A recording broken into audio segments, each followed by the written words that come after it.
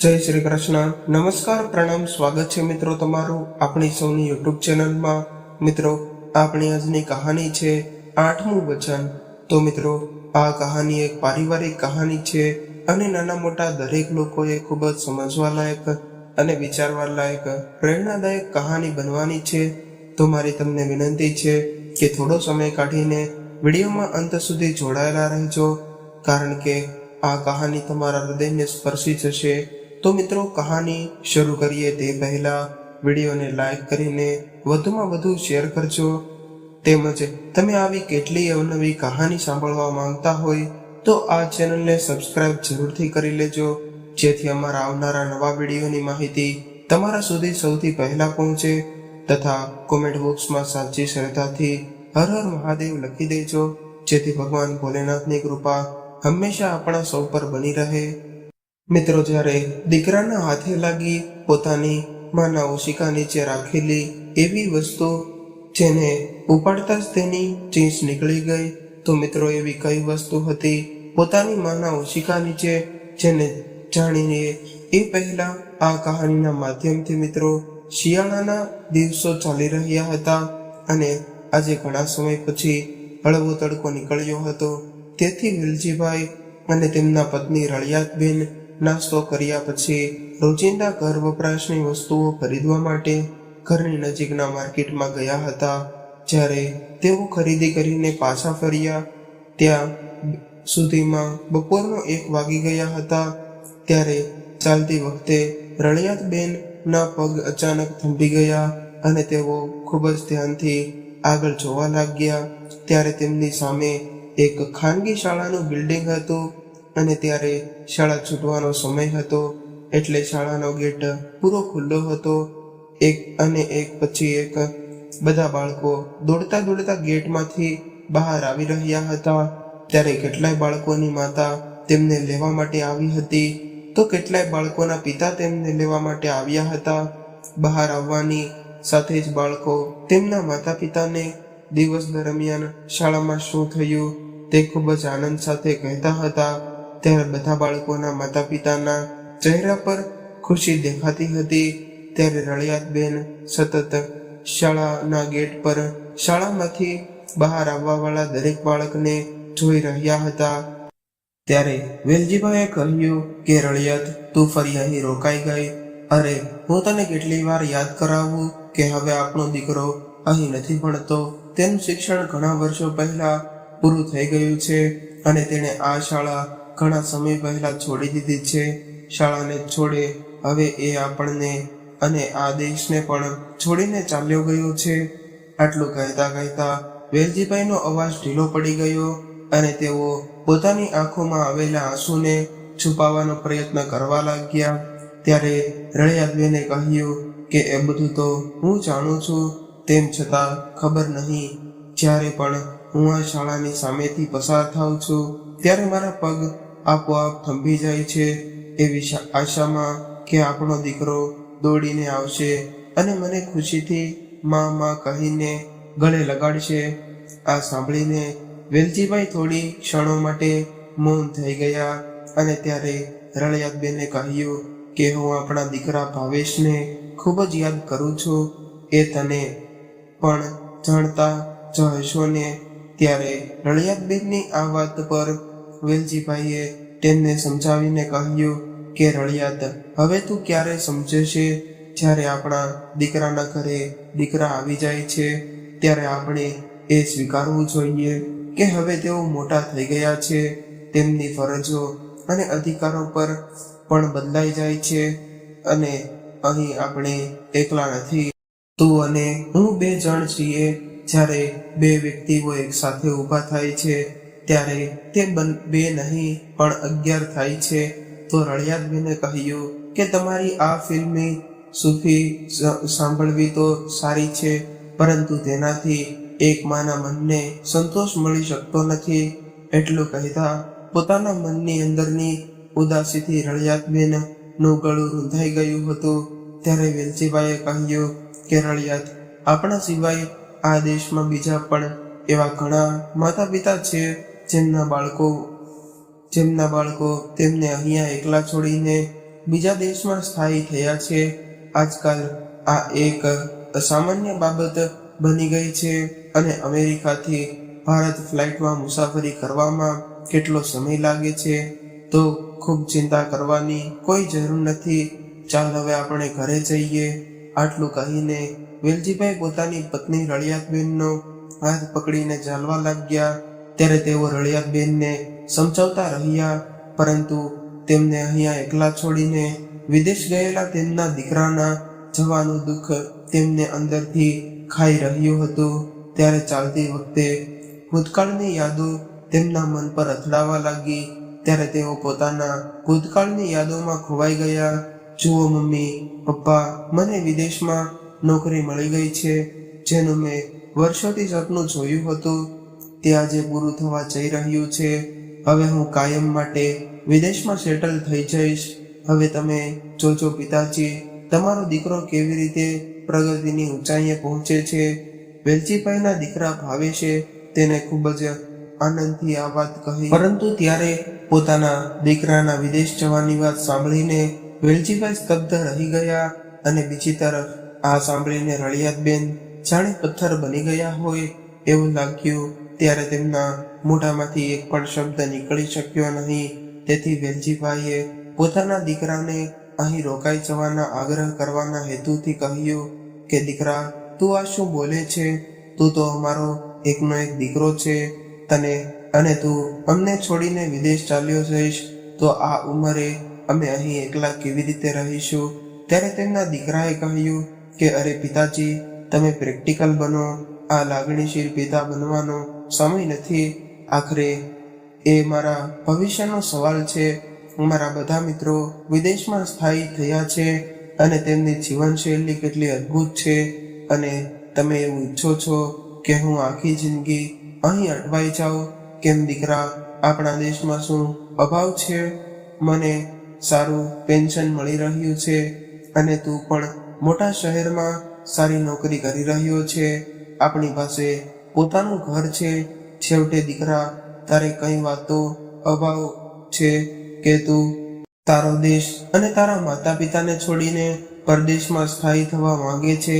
દીકરા, તું અમને સમજવાની કોશિશ કર. આ ઉંમરે અમે તારાથી દૂર રહેવા નથી માંગતા. આ ઉંમરે અમારે અમારા દીકરા, વહુ અને પુત્રના સાથની ખૂબ જ જરૂર છે. શું પિતાજી, મારી પોતાની પણ કોઈ જિંદગી છે કે નહીં? મારી પણ કેટલી ઈચ્છાઓ છે, કેટલા સપના છે જેને હું પૂરા કરવા માંગુ છું. જ્યારે ભાવેશે આમ કહ્યું ત્યારે વેલજીભાઈએ કહ્યું કે દીકરા, મને પણ મારી નોકરી દરમિયાન વિદેશ જવાની તક મળી હતી, પણ અમે તારી બોર્ડની પરીક્ષાઓને કારણે વિદેશ ગયા નથી. અમે તારા વિશે પહેલા વિચાર્યું ત્યારે આ બધું ભાવેશથી સહન ન થયું, એટલે તેને ગુસ્સામાં કહ્યું, તો પિતાજી, તમે મૂર્ખ હતા, પણ હવે તમે મારી પાસેથી શું ઈચ્છો છો કે હું એ જ મૂર્ખતાનું પુનરાવર્તન કરું છું અને લાગણીઓને કારણે લીધેલા ખોટા નિર્ણયને લીધે જીવન પર પસ્તાવો કરતો રહું? માફ કરજો પિતાજી, પણ હું આ બધું નથી કરી શકતો. હું મારા તમામ નિર્ણયો પ્રેક્ટિકલ બનીને લઉં છું. ત્યારે વેલજીભાઈ તેમના દીકરાનો આવો તો તોડછાઈ ભર્યો જવાબ સાંભળીને સ્તબ્ધ રહી ગયા. ત્યાર પછી તેમણે તેમની પત્ની રળિયાતબેન સામે ગંભીર નજરે જોયું, પણ ત્યારે તેમની આંખોમાં માત્ર આંસુ હતા. કદાચ તે હજુ પણ આઘાતમાં હતા, પરંતુ તેમના દીકરા ભાવેશને તેમની બિલકુલ પરવા નહોતી. વિદેશમાં ઉજ્જવળ ભવિષ્યની ઝંખનાએ તેમને પાંખો આપી દીધી હતી.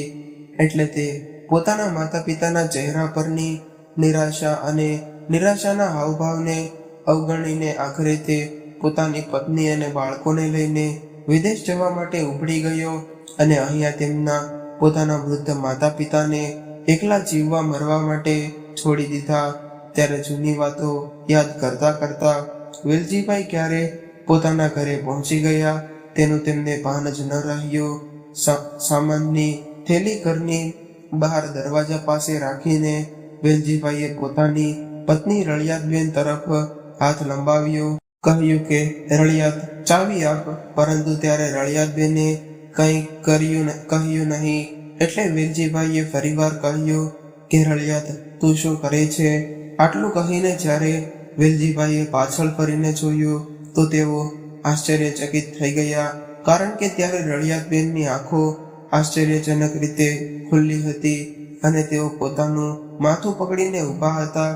અને ત્યારે અચાનક તેઓ કપાયેલા ઝાડની જેમ જમીન પર પડી ગયા. ત્યારે વેલજીભાઈ રળિયાત, અરે ઓ રળિયાત, તને શું થયું? એમ કહેતા કોઈને મદદ માટે બૂમો પાડવા લાગ્યા. ત્યારે આસપાસના લોકો દોડી આવ્યા અને ઉતાવળે રળિયાતબેનને કોઈ વાહનમાં બેસાડીને હોસ્પિટલ લઈ જવામાં આવ્યા. અંદર જ્યારે ડોક્ટરો ઇમરજન્સી વોર્ડમાં રળિયાતબેનની સારવાર કરી રહ્યા હતા ત્યારે બહાર બેઠેલા વેલજીભાઈ ખૂબ જ ચિંતિત હતા અને વિચારી રહ્યા હતા કે અચાનક તેમની પત્નીને શું થયું કે તેને ચક્કર આવી ગયા અને તે નીચે પડી ગઈ. કદાચ તેને નબળાઈ આવી ગઈ હશે. આવું વિચારતી વખતે વેલજીભાઈ પોતાના મનને સમજાવવાની કોશિશ કરી રહ્યા હતા તો બીજી તરફ તેઓ વિચાર આવતો હતો કે મારી રળિયાતને કદાચ કોઈ ગંભીર બીમારી હશે. આ બધી આશંકા તેઓ કોઈનો અંત નથી. ત્યાર પછી ગભરાઈને તેમણે તેમના દીકરાને ફોન કર્યો. 2-3 વાર કોશિશ કરવા છતાં પણ ભાવેશે તેમનો ફોન ઉપાડ્યો નહીં. થોડી વાર પછી ઇમરજન્સી વોર્ડમાંથી એક નર્સ બહાર આવી. ત્યારે વેલજીભાઈએ તેમને પૂછ્યું કે મારી પત્ની રળિયાતની હાલત હવે કેવી છે? તો ત્યારે નર્સે કહ્યું કે હજુ તેમની સારવાર ચાલુ છે. તમે રિસેપ્શન પર 50,000 રૂપિયાની ચૂકવણી જમા કરો. ત્યારે વેલજીભાઈએ રિસેપ્શન બારી પાસે ગયા અને તેમના મોબાઈલમાંથી પૈસા ટ્રાન્સફર કર્યા. બીજા દિવસે જ્યારે રળિયાતબેનના બધા રિપોર્ટ્સ આવ્યા પછી જે કંઈ પણ બહાર આવ્યું તે જાણીને વેલજીભાઈના પગ તળેથી જમીન સરકી ગઈ, કારણ કે રળિયાતબેનને કેન્સર હતું. ત્યારે થોડી વાર માટે તો વેલજીભાઈને લાગ્યું કે તેમના શરીરમાં પ્રાણ જ નથી રહ્યા, પરંતુ ત્યાર પછી તેમણે પોતાની જાતને છૂટવા ન દીધી અને મનમાં વિચાર્યું હતું કે હું મારી પત્નીને કોઈ પણ રીતે પરેશાન નહીં થવા દઉં. પછી તેમણે તેમના દીકરા ભાવેશને ફોન કર્યો અને વેલજીભાઈએ તેમને આખી વાત કહી. તો ભાવેશે કહ્યું કે પિતાજી, તમે બિલકુલ ચિંતા ન કરશો, મારી માં જલ્દી ઠીક થઈ જશે. તમે ફક્ત તેમના ખોરાક અને દવાઓનું ધ્યાન રાખો.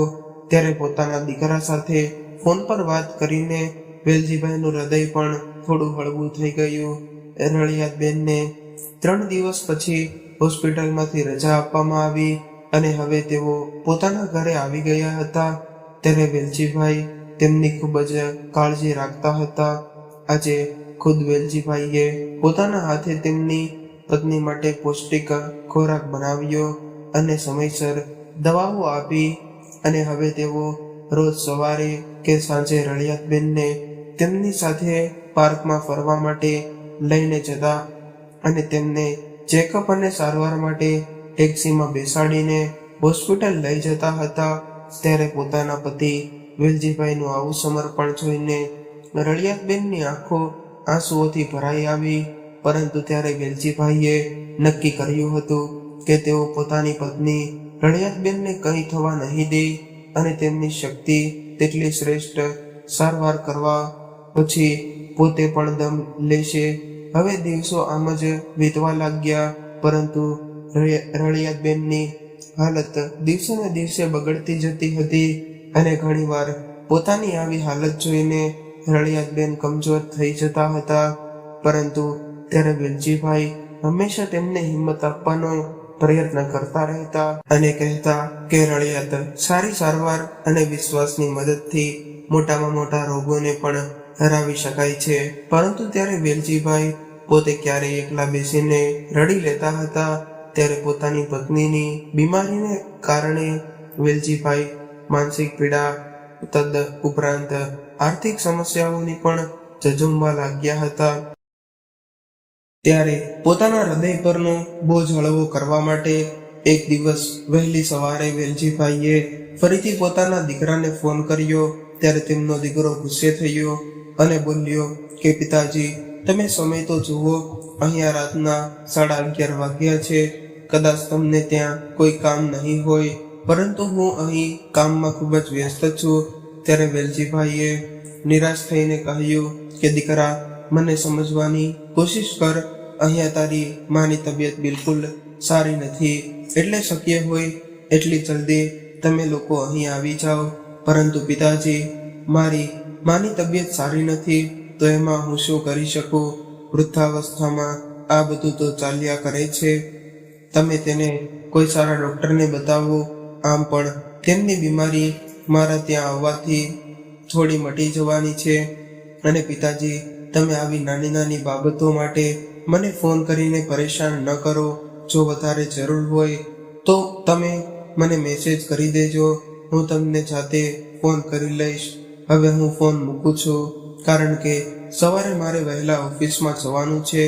એટલું કહીને પોતાના દીકરાએ ફોન મૂકી દીધો. ત્યારે વેલજીભાઈ પોતાના દીકરાના મોઢેથી આવું સાંભળીને સ્તબ્ધ રહી ગયા. એટલામાં અંદરથી અવાજ આવ્યો, શું થયું? તમે ભાવેશ સાથે વાત કરી રહ્યા હતા, મારી જોડે પણ તેની વાત કરાવી દેજો.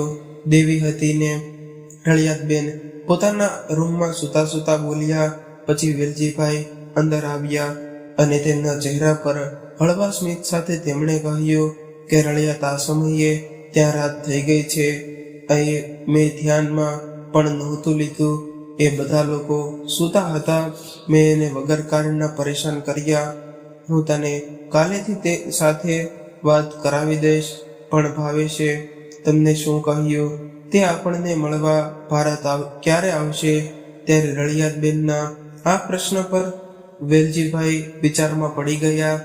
પછી તેમણે ગભરાઈને કહ્યું કે હા રળિયાત, તે પોતાની ઓફિસમાં રજા લેવાનો પ્રયત્ન કરી રહ્યો છે.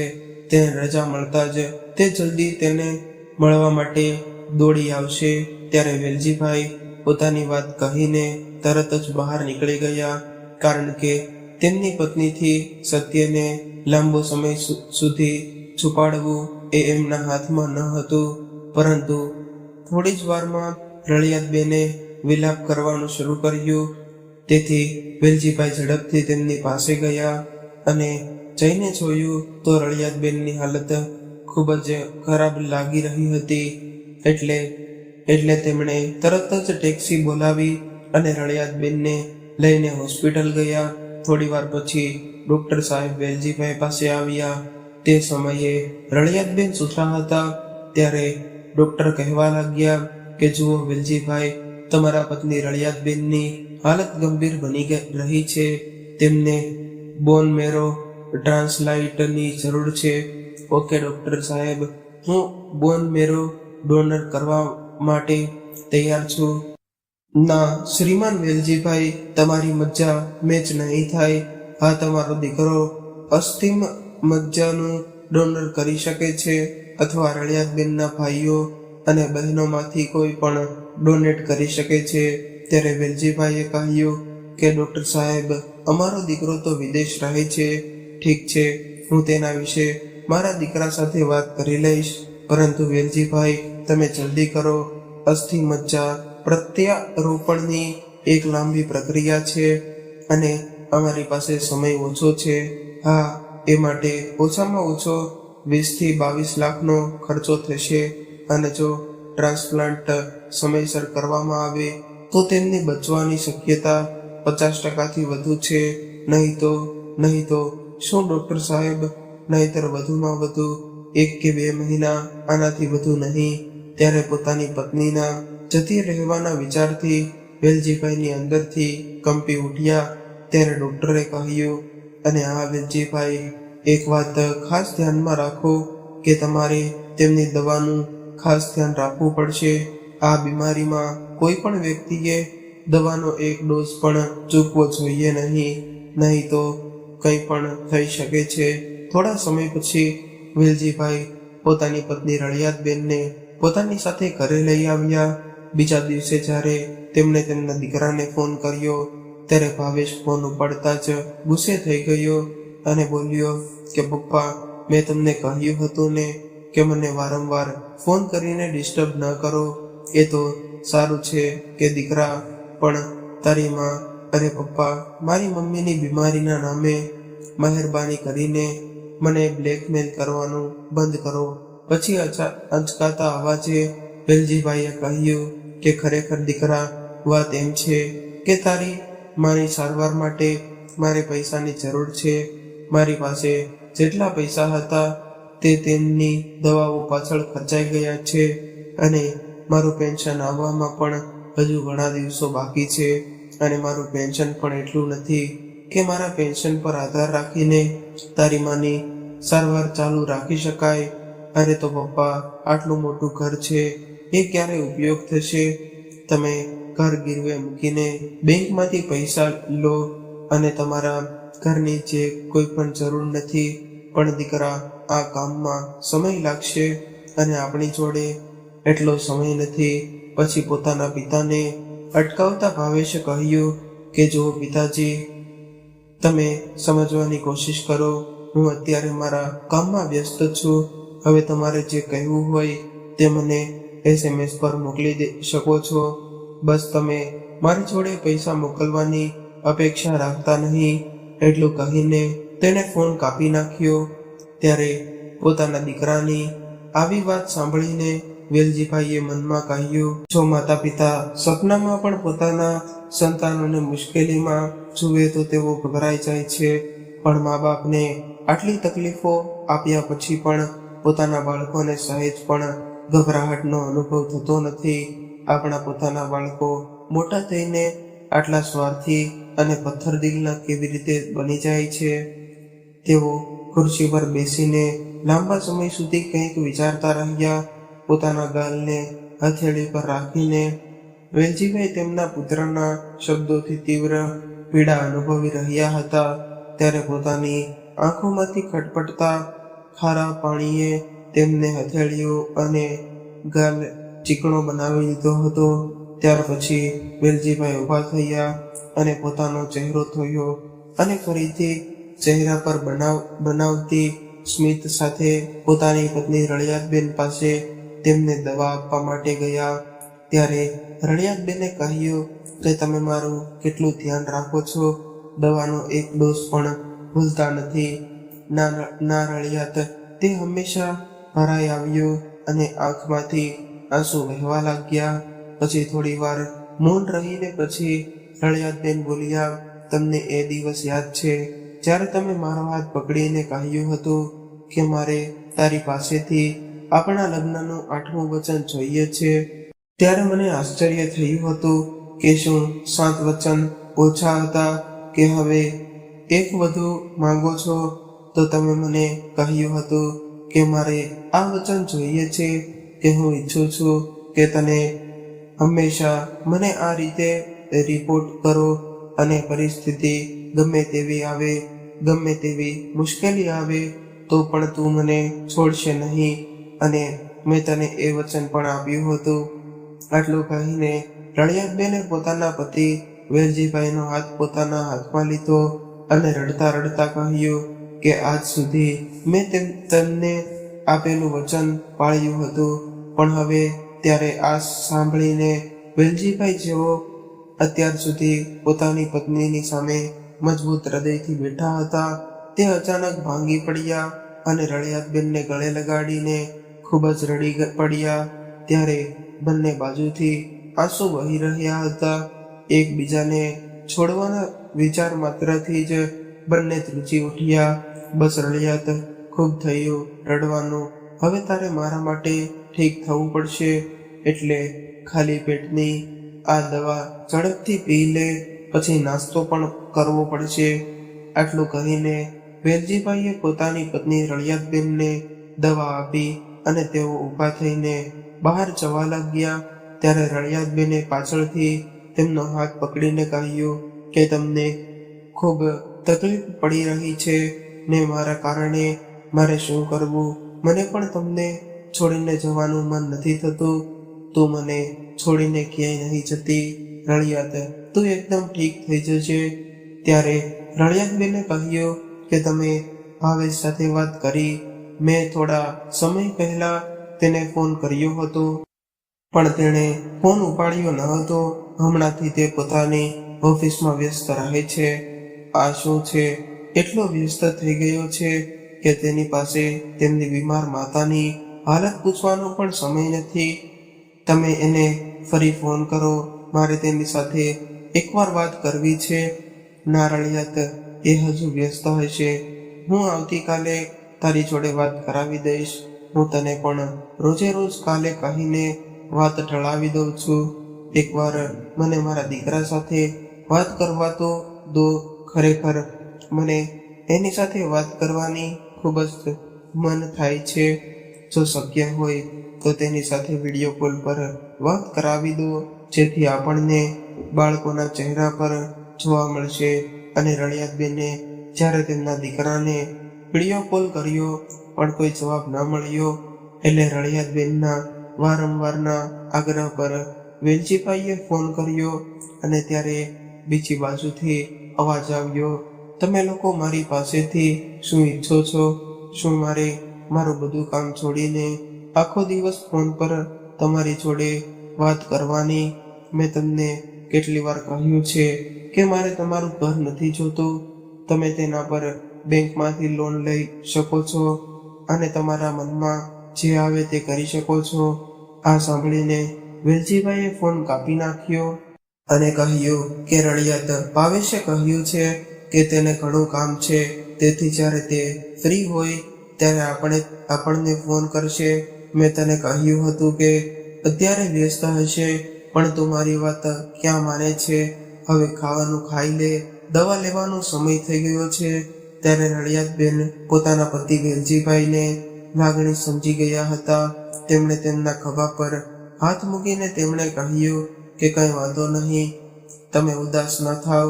દીકરાનું પણ પોતાનું જીવન છે અને તે પોતાના પગ પર ઊભો છે, ખુશ છે. આનાથી વધારે આપણે શું જોઈએ છે? આપણે તેની ખુશીમાં જ આપણી ખુશી શોધવી જોઈએ. તે કામમાં વ્યસ્ત રહે છે, તો શા માટે આપણે તેને બળજબરીથી અહીં બોલાવીને તેની પ્રગતિમાં અવરોધ લાવીએ?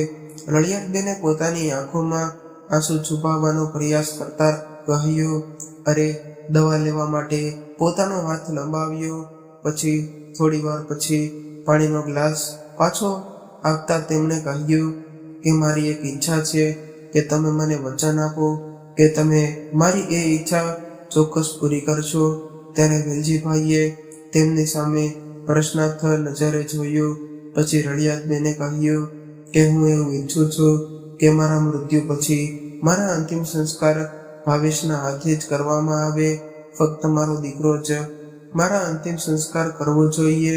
ત્યારે વેલજીભાઈએ ધ્રુસતા સ્વરે કહ્યું કે આ શું બોલો છો રળિયાત?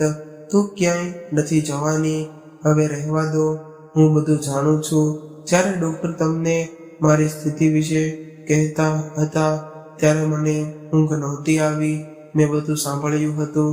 વેલજીભાઈ આ સાંભળીને આશ્ચર્યચકિત થઈ ગયા.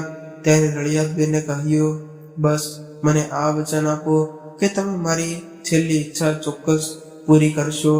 ના રળિયાત, તું તો જાણે જ છે કે આ ઈચ્છા પૂરી કરવી એ મારા હાથમાં નથી. હું તારા માટે નાસ્તો લઈને આવું છું, વેલજીભાઈએ આંસુભર્યા સ્વરે કહ્યું. અને રસોડામાં જઈને તેઓ દિલથી રડ્યા. ત્યારે પોતાની પત્ની રળિયાતબેનની બગડતી હાલત તેમને પરેશાન કરી રહી હતી. એક અજ્ઞાત ભય હૃદયમાં દરેક ક્ષણે ઘૂસી જાય છે. અને 3 દિવસ વીતી ગયા અને વેલજીભાઈનો મોબાઈલ રણક્યો. તેમણે જોયું તો તેમના દીકરાનો કોલ હતો. ત્યારે ભારે ઉત્સુકતા સાથે તેમણે ફોન ઉપાડ્યો અને બીજી બાજુથી અવાજ આવ્યો, પપ્પા, હું ઇન્ડિયા આવું છું. આ સાંભળીને વેલજીભાઈનો ચહેરો ચમકી ઉઠ્યો અને તેઓ બોલ્યા કે સાચે જ દીકરા, તું આવી રહ્યો છે? હું ક્યારે આવે છો? બસ પપ્પા, હું 4 દિવસ પછી ત્યાં પહોંચીશ. સારું, તો ઠીક છે, હું ડૉક્ટર સાથે એપોઇન્ટમેન્ટ લઈ લઉં છું. ત્યારે વેલજીભાઈના મનમાં એક આશા જાગી.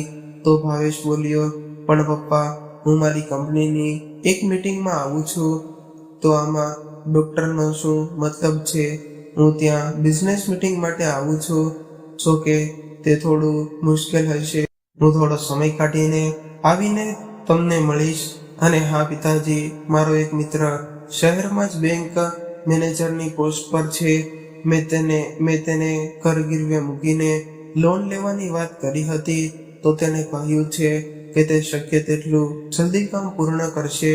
હવે હું આવું છું, તેથી બેંકમાંથી લોન લેવા સંબંધિત તમામ ઔપચારિકતાઓ પણ પૂર્ણ કરાવી દઈશ અને તમારા ઘરના કાગળો અગાઉથી કાઢી રાખજો. હું તેમને એવી ઈચ્છું છું કે બેંક પેપર વર્ક મારી સામે જ થાય, જેથી તમને લોકોને પૈસા સંબંધિત તમામ સમસ્યાઓથી છુટકારો મળે. અને સાથે મારી સમસ્યાઓ પણ. આટલું કહી તેને ફોન કાપી નાખ્યો. આજે તેને તેમના દીકરાની વાત સાંભળીને વેલજીભાઈ ના વિશ્વાસનું બીજું પાસું પણ દમ તોડી ચૂક્યું હતું. ત્યારે તેમના હૃદય કે દિમાગનો કોઈ પણ ભાગ એ સ્વીકારવા તૈયાર ન હતો કે કોઈ દીકરો આટલો સ્વાર્થી હોઈ શકે. ત્યારે તેમની આંખો લાલ હતી. ત્યારે તે આંખોમાંથી જાણે લોહીના ટીપા ટપકવા માંડશે એવું લાગતું હતું. પણ થોડી વાર પછી તેમણે પોતાની જાત પર કાબુ રાખ્યો અને આંખોમાંથી આંસુ લૂછ્યા અને ફરીથી ચહેતા પર સ્મિતનો માસ્ક પહેર્યો. અને તેઓ પોતાની પત્ની રળિયાતબેન પાસે ગયા અને કહ્યું કે રળિયાત, તમને ખબર છે તારો દીકરો ભારત આવી રહ્યો છે. આ સાંભળીને રળિયાતબેનની આંખોમાં ચમક આવી ગઈ અને તેઓ હસતા હસતા બોલી ઉઠ્યા, તમે સાચું કહો છો, મારો દીકરો મને મળવા માટે આવી રહ્યો છે. આ રળિયાત જૂઠું બોલીને મને શું મળશે? ઠીક છે, તો તે ક્યારે આવે છે? તેના બાળકો પણ તેની સાથે આવશે કે? ત્યારે વેલજીભાઈએ કહ્યું કે 4 દિવસ પછી તે અહીંયા પહોંચી જશે, પણ એ એકલો આવશે. ખરેખર તેની શહેરમાં એક મીટિંગ છે, જેને કારણે તે ભારત આવી રહ્યો છે. એ મીટિંગ પૂરી કર્યા પછી તે થોડા સમય માટે આપણને મળવા આવશે. શું તે ફક્ત થોડા સમય માટે જ આવી રહ્યો છે? આ સાંભળીને રળિયાતબેનનું સ્મિત પલવળમાં નિરાશામાં ફેરવાઈ ગયું. અને હા રળિયાત, હું શું કરું? આપણો દીકરો પોતાના કામમાં ખૂબ વ્યસ્ત છે. ઠીક છે, મારી દવાનો સમય થઈ ગયો છે, હું તને દવા ખવડાવી દઉં છું. ઓ ના, હું દવા જાતે લઈ લઈશ. પાણી નજીકમાં જ પડ્યું હતું. ત્યારે રળિયાતબેને કહ્યું. ત્યારે વેલજીભાઈએ કહ્યું, ઠીક છે રળિયાત, તું તારી દવા લઈ લે અને સૂઈ જા. ખૂબ મોટું થઈ ગયું છે. લાંબા સમય સુધી જાગવું એ તારા સ્વાસ્થ્ય માટે સારું નથી. પરંતુ આજે રળિયાતબેનની આંખોમાંથી ઊંઘ ઘણી દૂર જતી રહી હતી. પોતાના મનમાં વિચારોના ઉગ્ર વાવાઝોડાઓ ચાલી રહ્યા હતા. 3-4 દિવસ પછી ભાવેશ જ્યારે તેના મિત્ર સાથે ઘરે પહોંચ્યો અને જોયું કે પોતાના પિતા વેલજીભાઈ બહાર આંગણામાં બેઠા હતા. અને ભાવેશને આવેલો જોતા જ વેલજીભાઈનો ચહેરો ખુશીથી ભરાઈ ગયો અને તેઓ બોલી ઉઠ્યા કે તું આવી ગયો દીકરા, તારી માં ઘણા સમયથી તારી રાહ જોઈ રહી છે. વેલજીભાઈએ ઉત્સાહિત સ્વરે કહ્યું. પરંતુ ભાવેશે તેમને ઔપચારિકતા બહાર કોઈ જવાબ આપ્યો જ ન હતો. તે પોતાના પિતાને પગે લાગ્યો અને કહ્યું કે પપ્પા, આ મારો મિત્ર રોનક છે, જે બેંક મેનેજર છે. અને ઘરના કાગળો કાઢ્યા. હવે ઝડપથી અંદર જઈને તેમને કાગળો બતાવો, કારણ કે ખૂબ જ મુશ્કેલીઓથી મેં સમય કાઢ્યો છે. દીકરા, તું તારી માને નહીં મળે? હા પપ્પા, હું તેમને પણ મળી લઈશ. જ્યારે વેલજીભાઈ ઘરની અંદર આવ્યા ત્યારે ભાવેશ પણ ઝડપથી ચાલતો તેની પાછળ ગયો.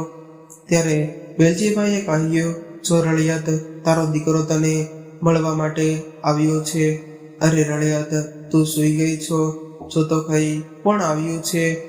આ ક્ષણની તું કેટલા સમયથી રાહ જોતી હતી. આજે તારો દીકરો તારી સામે ઊભો છે. આટલું કહીને વેલજીભાઈએ પોતાની પત્ની રળિયાતબેનને હલાવીને તેમને જગાડવાનો પ્રયત્ન કર્યો. પરંતુ ત્યારે રળિયાતબેને પોતાનો આંખો ના ખોલી. માં, ઉઠો, તમે કેમ ઉઠતા નથી? ભાવેશ જોરથી બોલ્યો. પરંતુ રળિયાતબેન તેમનો અવાજ સાંભળીને પણ ઊંઘમાંથી જાગ્યા ન હતા. ત્યારે ટૂંક સમયમાં જ વેલજીભાઈને સંભળાયું કે તેમની પત્ની રળિયાતબેનની આંખો, જે તેમના દીકરાને જોવા માટે દરેક ક્ષણે તડપી રહી હતી, તે કાયમ માટે બંધ થઈ ગઈ હતી.